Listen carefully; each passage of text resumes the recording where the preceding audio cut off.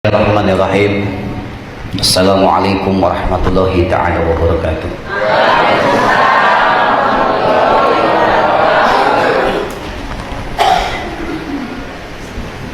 Alhamdulillah,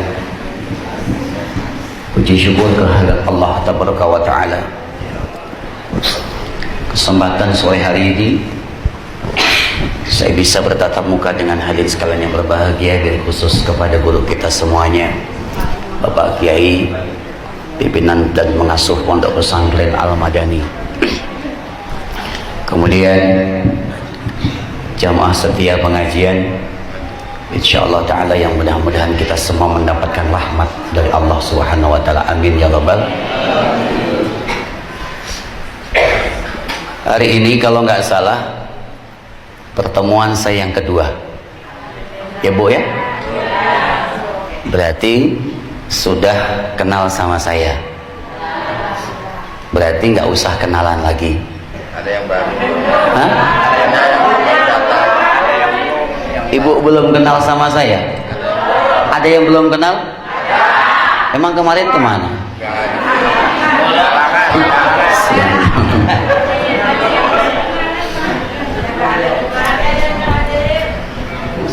Baik, alhamdulillah. Bagi yang sudah kenal, ta'aruf saya ulang biar semakin lebih mengenal. Bagi yang belum, mungkin ini baru kali pertama. Mudah-mudahan nanti setelah kita kenal, insyaallah saling doa mendoakan, ya Bu ya.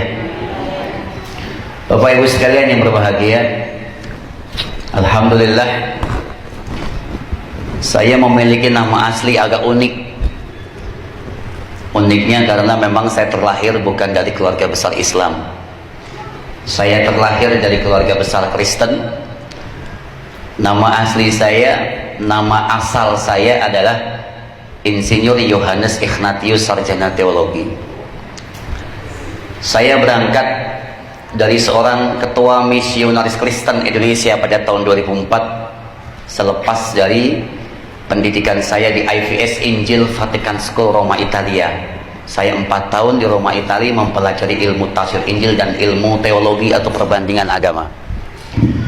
Kemudian saya terlahir sebagai anak tunggal, anak semata wayang dari pasangan rumah tangga yang bahagia dan sempurna, yaitu ayah kandung saya tercinta adalah Profesor Dr. Insinyur Ignatius Sastrawardaya Master Teologi. Bapak saya untuk tahun ini adalah menjabat menjadi seorang kardinal dan sekaligus sebagai guru besar ilmu teologi di Indonesia. Kemudian ibu kandung saya tercinta adalah seorang penginjil atau seorang evangelis di gereja, yaitu Insinyur Maria Laura Master Teologi. Dua-duanya beliau adalah lulusan dari Injil Vatican School Roma Italia. Dan saya anak kandungnya, anak tunggalnya, mengikuti jejak beliau. Pada tahun 2000 lepas dari Undip, Universitas Diponegoro Semarang, saya berangkat untuk mendapatkan beasiswa dari gereja, yaitu dikasih kesempatan selama 4 tahun lamanya saya kuliah ada di Roma Italia.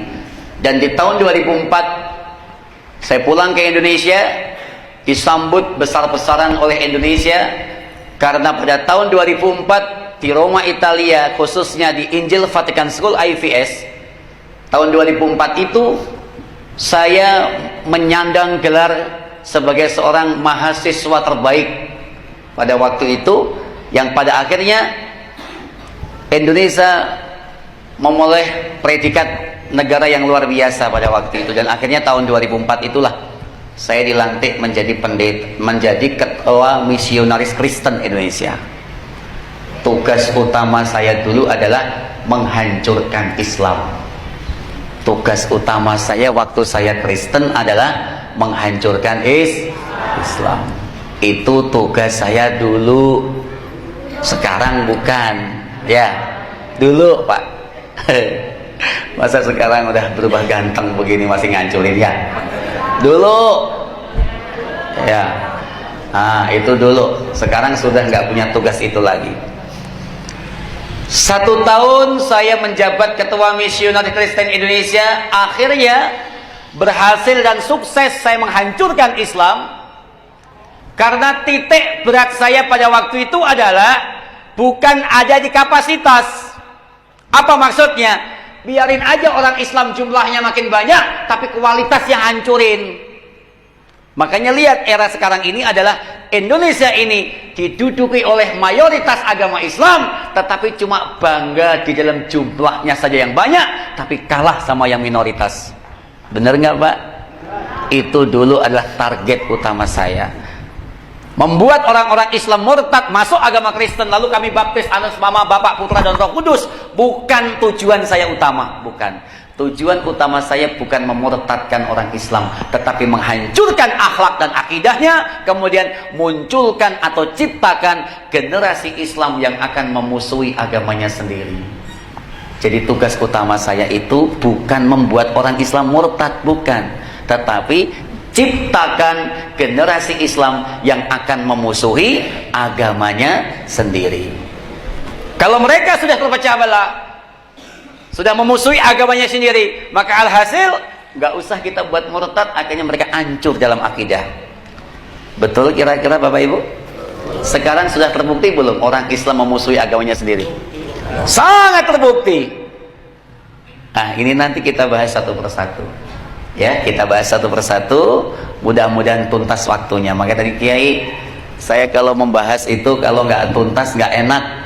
Ibarat kata kalau orang lagi nongkrong di WC itu udah keluar tapi nggak ditahan-tahan ya, kan nggak enak ya. Nah, maka saya kepengen tak tuntasin semua. Karena waktu saya singkat, malam hari ini ba'da Isya saya langsung tablik akbar di belakang Jogja, Departemen Store. Ada di Masjid As-Sakinah. Kemudian besok pagi masih ada satu lagi, besok malam masih ada satu lagi di Jati 7 kalau nggak salah. Kemudian hari Minggu saya sudah berangkat untuk ke Bogor. Kemudian Senin pagi saya sudah berangkat untuk ke Medan, yaitu di Deli Serdang di Kuala Namu.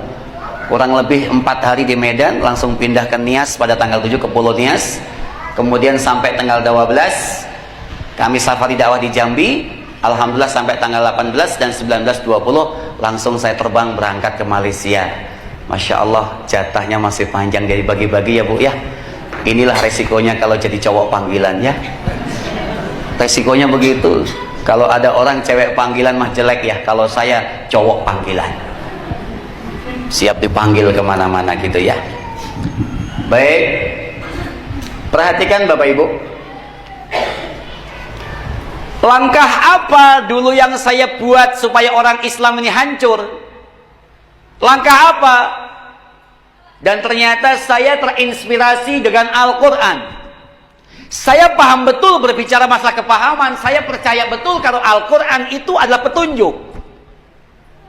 Di tahun 2004, ketika saya mendapat tugas menjadi ketua misionaris untuk menghancurkan Islam, saya paham betul kalau Al-Quran itu adalah petunjuknya orang Islam.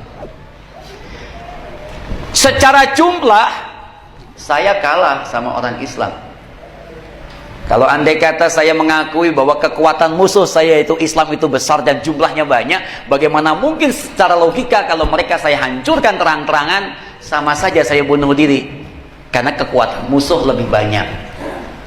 Berarti untuk mengalahkan musuh saya harus menggunakan strategi.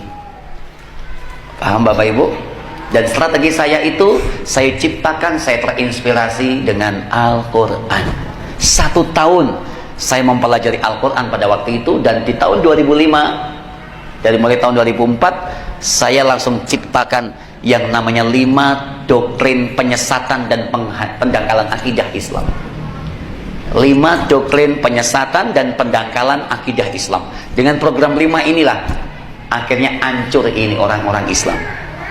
Kita nggak sadar loh Pak, tapi nanti kalau sudah saya bahas, kita mulai sadar kalau 5 ini kita sudah masuk perangkap mereka semuanya. Maka dari itu, jangan katakan keimanan kita sudah hebat dan luar biasa di hadapan Allah. Tapi sebelum Anda mendengarkan kajian yang 5 ini, jangan sampai Anda terpengaruh dengan 5 ini. Bapak Ibu sekalian, khusus kepada santri-santri Cikalong ya, Al-Madani, nanti saya minta, ini anak-anak nih, adik-adik saya harus menjadi generasi penerus yang hebat. Setuju ya? Saya tahun 2006 masuk Islam. Hal pertama yang paling sulit saya tundukkan adalah nafsu duniawi saya. Ya bagaimana tidak? Dari dulu saya tidak terbiasa hidup susah. Begitu 2006 saya masuk pondok, satu kamar kiai 25 orang. Itu baunya nggak ada yang wangi. Santri itu jorok. Bahkan ada yang namanya filosofi bahwa belum afdol menjadi santri kalau belum punya penyakit koreng. Buduk tak paham. Saya di gereja paling rajin untuk bersih-bersih, jaga tubuh. Tapi ternyata ke bawah juga. Ke bawah buduk, Ustaz. Katanya belum afdol kalau belum punya penyakit buduk.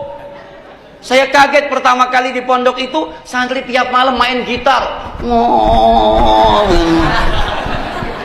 Gak taunya 2 bulan saya gabung, ikut-ikutan saya main gitar. Saya pengen jaga kebersihan, tapi yang lainnya gak kebersihan. Satu bak rame-rame, coba. Otomatis penyakit numpang. Tapi ternyata itu ada suatu nilai keberkahan seorang santri. Tuh, betul tidak? Maka dari itu jangan dihina. Kalau ibu kepengen selamat dunia akhirat, carilah mantu santri. Alhamdulillah. Siapa tahu kayak saya. Ya, ini dong. Maka saya kasih motivasi dulu sama santri. Alhamdulillah 3 tahun saya di Asidikiyah, pondok pesantren modern. Itu masih mending Bu, Asidikiyah. Pesantrennya modern, ada listrik, boleh nonton TV seminggu sekali. Ya, kemudian air juga pakai sanyu, tinggal colok aja nyala. Tapi setelah 3 tahun saya di sana, kata guru saya, Fauzan, kamu nggak akan bisa ngaji kalau di modern. Loh kok bisa? Iya, karena muatan kitabnya sedikit. Kamu akan kebanting nanti dengan yang lainnya. Karena tahu kiai kualitas saya itu di atas rata-rata otak saya. Akhirnya 8 tahun saya dipindah ke Banten. Mungkin pernah dengar ya, pondok pesantren Raudatul Ulum Cidahu, peninggalannya Abu Yadim Yati almarhum, tokoh ulama Banten. Sekarang dipegang oleh Abu Murtado dan Abu Muhtadi. Nah, saya 8 tahun di pondok pesantren Salafiyah atau biasa disebut Balai Rombeng. Tahu Balai Rombeng? Pondoknya dari bambu, panggung-panggung begitu, dari bilik Pak. Kemudian di sana selama 8 tahun saya belajar ngaji di sana di pesantren Salafiyah di Balai Rombeng. Itu nggak ada listrik, nggak boleh pakai listrik, pakai lampu. Kalau orang Jawa bilang damar. Obor Pak, pakai begitu. Begitu kita tutup itu obor nyala, pagi-pagi muka saya hitam semua kena obor. Iya, obor. Kena hidung masuk semua. Begitu kuping Allah ini hitam semua itu kita. Itu kuat 8 tahun.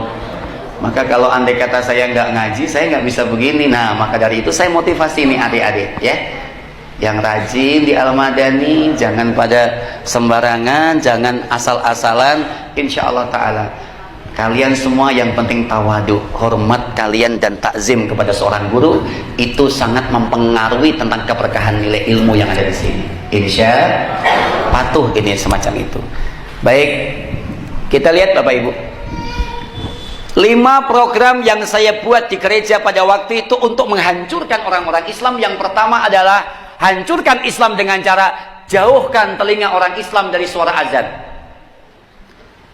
Apakah orang Islam kita buat supaya telinganya nggak dengar azan? Apakah kita buat musola dan masjid nggak boleh ada pengeras suara? Bukan itu maksudnya Bapak. Maksudnya adalah biarpun orang Islam ini pada dengar suara azan, tetapi hatinya nggak bisa memproses. Kata Rasulullah adalah masami al azan badan ila toharo. Ketika engkau mendengar azan, setelah itu sucikan diri. Berarti Rasulullah itu tidak pernah menunda-nunda waktu sholat. Sholat di awal waktu. Kita lihat Ternyata setelah saya pelajari Al-Quran pada waktu itu, sholat itu menduduki posisi pertama untuk menjadikan manusia akhlak dan akidah jadi baik. Maka Rasulullah katakan, kalau orang Islam sholatnya baik, semua amalan pasti dijamin menjadi baik. Kalau sholatnya rusak, amalan pun jadi rusak. Nah, akhirnya pada waktu itu saya mulai mencari tahu sholat orang Islam yang baik bagaimana, yang rusak bagaimana.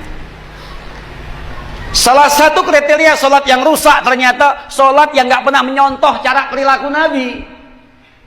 Nabi katakan ketika mendengar azan segera sucikan diri. Ternyata seumur hidup beliau tidak pernah menunda-nunda waktu sholat. Beliau selalu di awal waktu. Makanya pantas Imam Ali Karamwajah, menantu tercinta beliau, mengatakan bahwa ahli surga yang pertama nanti adalah as-sholatul jamaah ma'al imam. Orang yang bangga sholat berjamaah dengan imam itu ahli surga nomor satu. Berarti orang yang hobinya memakmurkan masjid. Makanya betul, orang yang bangga sholat berjamaah bersama dengan imam, memakmurkan masjid. Ini loh insya Allah.